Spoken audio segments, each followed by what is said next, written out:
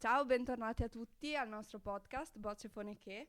Oggi siamo in una nuova location a Treviso. Siamo venuti a trovare Elia Liberali e l'abbiamo conosciuto grazie al nostro progetto, il progetto GEA, perché Elia lavora con Metalogos, che è appunto un partner del progetto.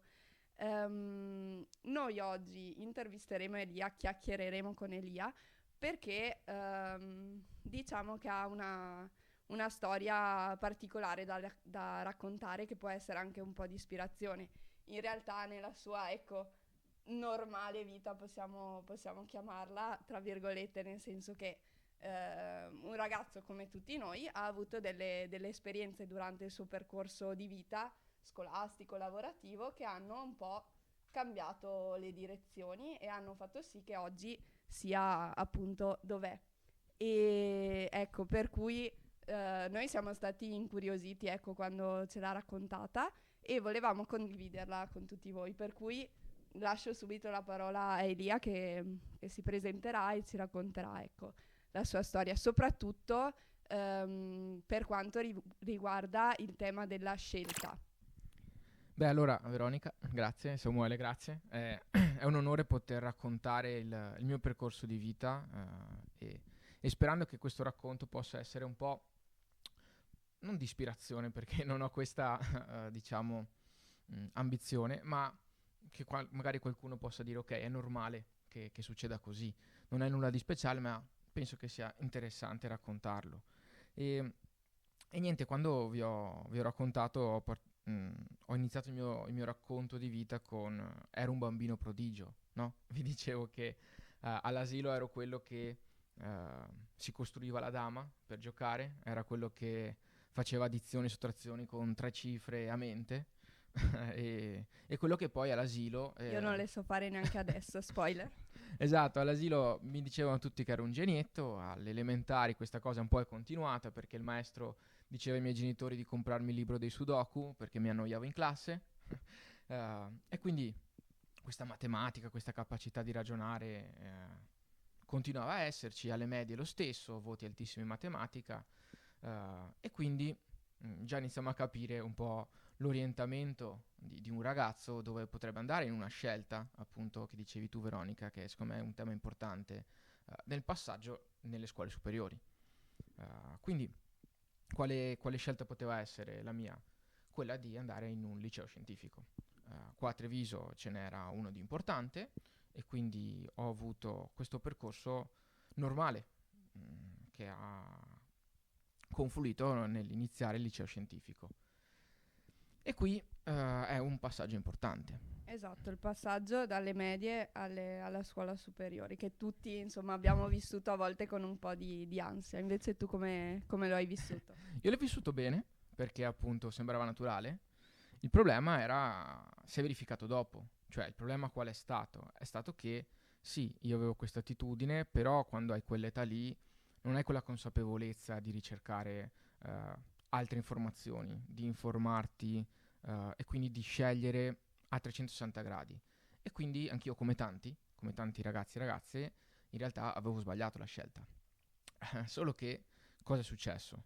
È successo che nel passaggio comunque tra le medie e le superiori c'è stata un'altra importante scelta, che è quella che magari tanti ragazzi e ragazze fanno, cioè di portare avanti una carriera sportiva parallela, quindi le proprie passioni, le proprie attitudini, anche da quel lato là.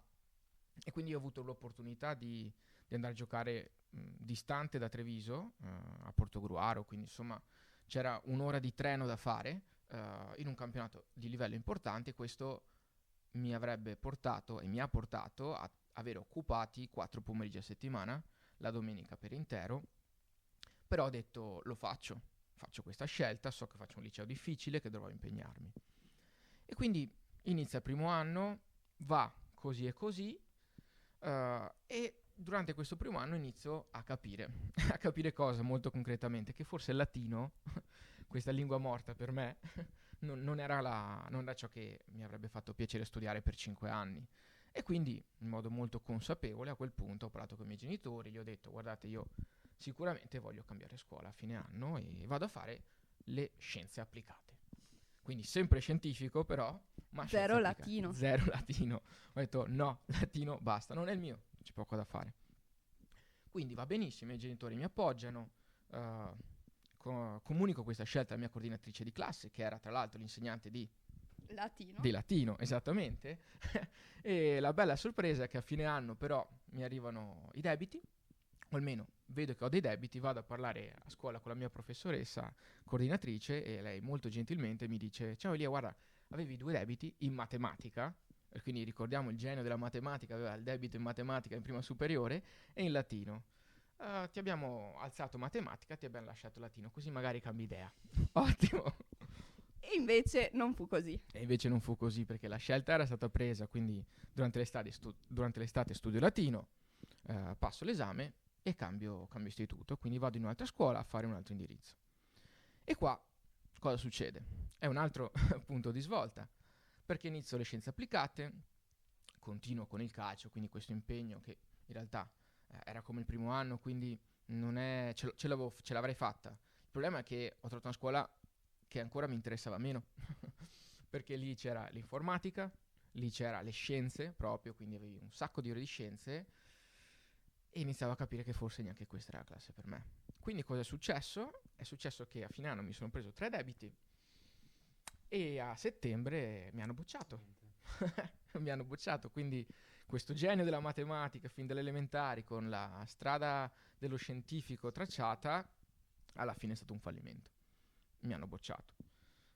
Cosa ho scelto di fare però, siccome sono un po' testardo, ho rifatto l'anno, ho rifatto le scienze applicate, l'ho fatto bene, ho passato l'anno, ma durante l'anno avevo riparlato con i miei genitori e gli ho detto: guardate che cambio scuola ancora.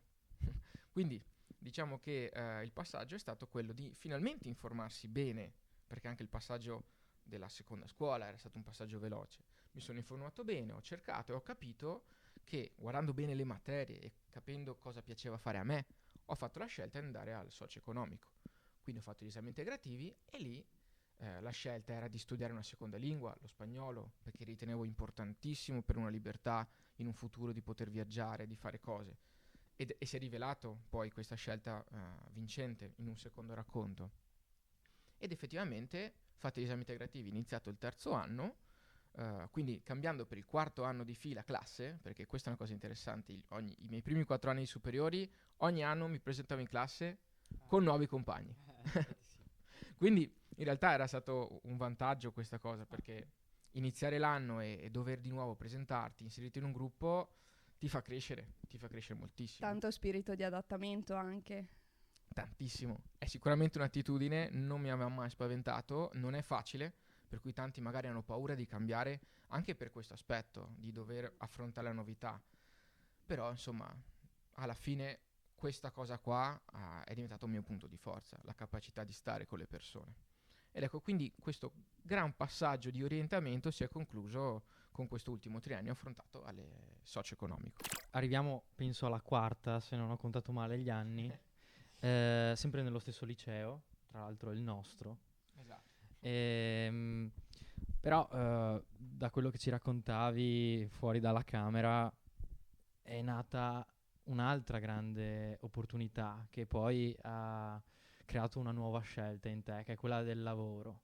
Ci vuoi raccontare un po' come hai incontrato quello che adesso è il tuo attuale il tuo attuale lavoro, e quindi Metalogos, come in questo frangente con il progetto ti sei avvicinato, magari senza pensare che sarebbe diventato il tuo lavoro, ma innanzitutto con un progetto, e cosa ti ha dato, cosa ti ha passato anche emotivamente questo progetto, e da qui i successivi anni come sono andati. Esatto, questo secondo me che mi hai ricordato è un passaggio fondamentale, nel senso che aver iniziato questo nuovo percorso di scuola ovviamente mi piaceva e i risultati anche accademici erano ottimi. Quindi io avevo una media molto alta e nel quarto anno, a un certo punto arriva in classe la professoressa che ci dà questa informazione, che c'era un progetto extrascolastico, che quindi era un progetto FSE come i progetti Giovani Energie, che dava l'opportunità a 5 studenti tra i 90 del nostro indirizzo di partecipare a un project work pomeridiano extrascolastico di 100 ore. E in questo project work avremmo dovuto seguire una commessa di sviluppo della trasformazione digitale social di un'azienda. E quindi si è presentata questa opportunità. Io avevo la media alta, quindi sono stato tra i preselezionati, e in quarta superiore avevo l'opportunità di partecipare a un progetto, tra l'altro pagato, perché questo progetto, anche come Giovani Energie, nei laboratori ti dà un compenso, quindi per un ragazzo era qualcosa di assurdo. Con quei soldi mi sono sistemato la mia 500 d'epoca, devo dire. Quindi era un qualcosa di incredibile, perché ho dovuto preparare il mio curriculum, ho dovuto affrontare un colloquio, l'ansia di dire sarò selezionato o no. Ci ho provato. Ci ho provato e sono stato selezionato. E la realtà per cui dovevamo lavorare, con cui abbiamo lavorato, era proprio Metalogos, l'azienda per cui lavoro, l'ente di formazione. E in quelle 100 ore io ho conosciuto i miei attuali datori di lavoro, Michele, il mio presidente, che avevano un ruolo appunto di coach, di formatore, in cui guidavano noi giovani e ci supportavano nel lavorare in gruppo, nel scoprire noi stessi attraverso il lavoro. Quindi sì, un lavoro di project work tecnico, ma tanto lavoro era stato fatto su noi stessi come persone. Quindi una crescita di quelle competenze trasversali che oggi sappiamo essere fondamentali, perché un qualcosa di tecnico lo possiamo imparare, una competenza tecnica. Lo sviluppo della persona è altro, e quindi avere opportunità come queste di allenarle è stato fondamentale. E come dicevi tu, Samuele, mi ha ispirato, perché io guardando loro, no, come quando guardi il calciatore che dice voglio diventare un calciatore, io ho detto voglio diventare come loro, voglio essere quella persona che magari farà formazione ad altri giovani e darà la stessa opportunità che ho avuto io di avere quella crescita.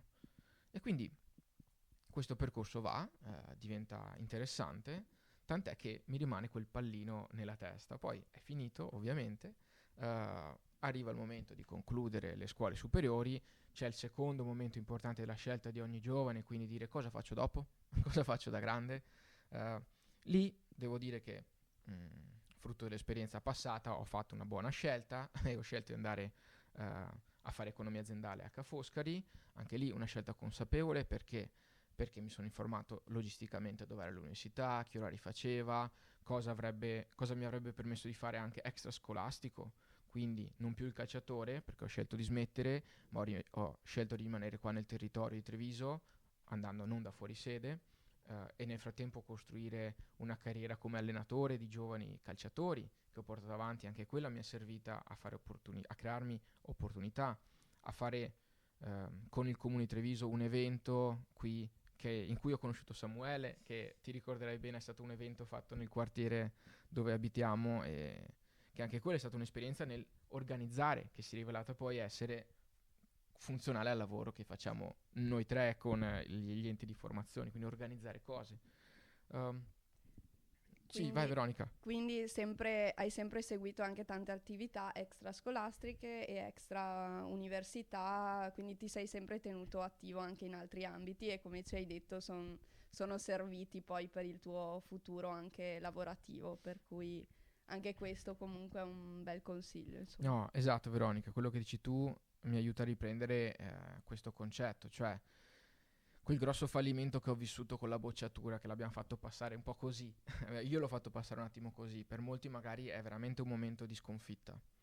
Sicuramente lo è stato per me, lo è stato sentirmi una pressione addosso di che aspettativa aveva la società, la mia famiglia intorno, però in realtà senza quel fallimento la mia vita non sarebbe quello che è adesso, perché senza quel fallimento non avrei mai avuto l'opportunità in quell'anno, in quel cambio di scuola, di partecipare a quel progetto, di conoscere Metalogos e quindi di essere qui. Certo. Quindi un po' come ci si diceva anche parlando prima, cioè quel concetto che i treni passano una volta sola, no? Io non lo so se è così, forse sì, forse no. Secondo me ne passano tanti di treni. Sta a noi avere il coraggio di salire su questi treni, perché c'è anche questa cosa importante, cioè bisogna salirci, non solo farli passare. Poi magari se saliamo su un treno e vediamo che non è quello giusto, si può scendere. Si scende, si sa che si è fatto un pezzo di strada, si è conosciuto qualcuno, si è imparato qualcosa, o magari abbiamo anche capito che c'è qualcosa che non ci piace, che in realtà è la cosa più importante. Si fa prima a scoprire cosa non ci piace, per orientarci a cosa siamo noi. E quindi ogni pezzetto, ogni attività proposta io mi sono sempre buttato, perché ho detto serve, qualcosa serve. Fatti gli anni universitari, ancora prima di terminare, mi sono domandato: e adesso, di nuovo, che si fa? cosa andiamo a fare nel mondo del lavoro? E quindi onestamente mi ero fatto due strategie. Una era quella di fare un master nell'ambito sportivo, quindi di management sportivo, che c'è qui a Treviso, e l'altra era dire: ma sai che c'è? Provo ad andare a bussare a Metalogos.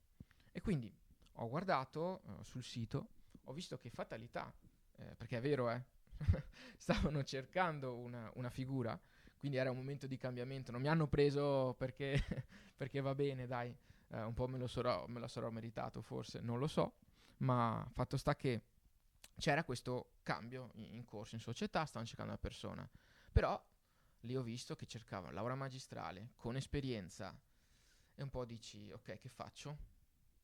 Provo. Quindi ho provato lo stesso, ho detto: guarda, ho chiamato Michele perché avevo il suo numero, ho detto: Michele, guarda che a me interesserebbe questa cosa, quindi che dici se ci troviamo? Va bene, ci siamo trovati, abbiamo parlato, e a quel punto lui mi ha detto: guarda Elia, c'è un lato affettivo tra di noi, quindi ti faccio fare un colloquio con la vicepresidente per capire se effettivamente sei la persona che fa il caso nostro. Abbiamo fatto questo colloquio e tra tutte le varie domande che ci sono state, secondo me ce n'è una che torna a prendere esempio dell'esperienza passata di noi giovani. Cioè mi ha chiesto: ma Elia, tu che da Treviso devi venire qui in Alpago? Avanti, indietro. Pre-Covid, quindi lo smart working non c'era ancora. Quindi, che dici? E io onestamente gli ho detto: guarda Sabrina, quando avevo 15 anni avevo scelto, se vi ricordate, di andare a giocare a calcio a Portogruaro. Quindi 4 volte a settimana, al pomeriggio, prendevo la mia biciclettina, andavo in treno e andavo avanti e indietro, perché c'era qualcosa in cui credevo. E quindi questa cosa gli ha fatto capire con una prova concreta, Chiaro. che non è solo parole, ma l'attitudine di dire: ok, mi sposto, vado avanti, ce l'ho. Quindi ecco che tornano quelle esperienze in cui noi facciamo, che in realtà poi ci tornano davvero utili. Bisogna saperle poi ripescare e valorizzarle. E quindi si è concluso che: ok Elia, tu sei la persona che fa il caso nostro, ed è iniziato questo percorso con Metalogos. Hai qualche pillola da dare a noi e a chi ci ascolta?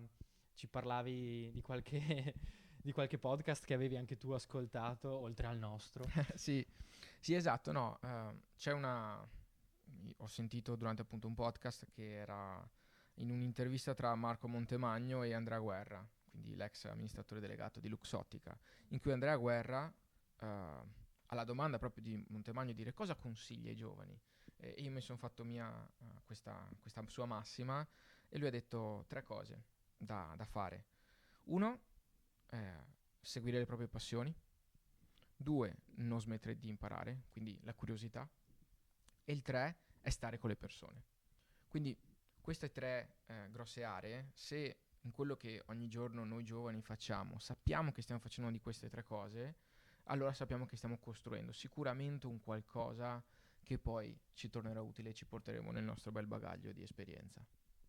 Beh, grazie mille per la tua condivisione, che sicuramente è stata utile in un certo senso a noi e sicuramente anche a chi ci ascolta.